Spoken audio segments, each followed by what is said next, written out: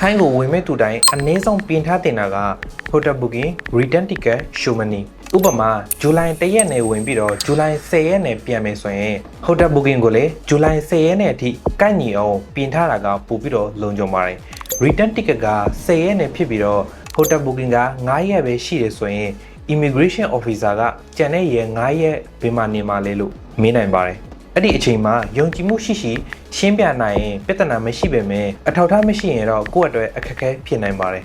နောက်ထပ်ပြောချင်တာတစ်ခုရှိတယ်နိုင်ငံခြားမှာအလုပ်လုပ်နေတဲ့သူတွေဆိုရင် emergency fund လေးတော့မဖြစ်မနေ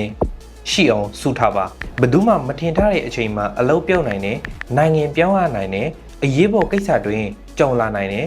အဲ့ဒီအချိန်မှာကိုကယ်ပေးနိုင်တာလက်ထက်မှာရှိတဲ့စုငွေပဲဖြစ်ပါတယ်ဥပမာလစာရရင်80ရာခိုင်နှုန်းကိုအိမ်ကိုပို့ပါ30ရာခိုင်နှုန်းကို emergency fund အဖြစ်စုထားဖို့အမြဲတမ်းအကြံပေးခြင်းပါတယ်ဆိုတော့နိုင်ငံတနိုင်ငံကိုဝင်ဖို့အတွက်ဘာ document နဲ့လိုအပ်တယ်ပြောပြပြပြီဆိုတော့လူတစ်ယောက်ကဘာမှမပြပဲဝင်ခဲ့လို့ကိုလည်းတူတူပဲဖြစ်မယ်လို့မထင်ပါနဲ့ immigration officer ရဲ့ဆုံးဖြတ်ချက်ကခရီးတည်တယောက်ချင်းစီရဲ့အခြေအနေနဲ့အထောက်အထားပေါ်မူတည်ပါတယ်ဒါကြောင့်ခရီးမထွက်ခင် official inquiry တွင်ကိုအမြဲတမ်းစစ်ဆေးပြီးတော့ပြင်ဆင်သွားဖို့အကြံပေးခြင်းပါတယ်ဒီနေ့ဗီဒီယိုကတော့ဒီလောက်ပဲဆိုတော့ကျေးဇူးတင်ပါတယ်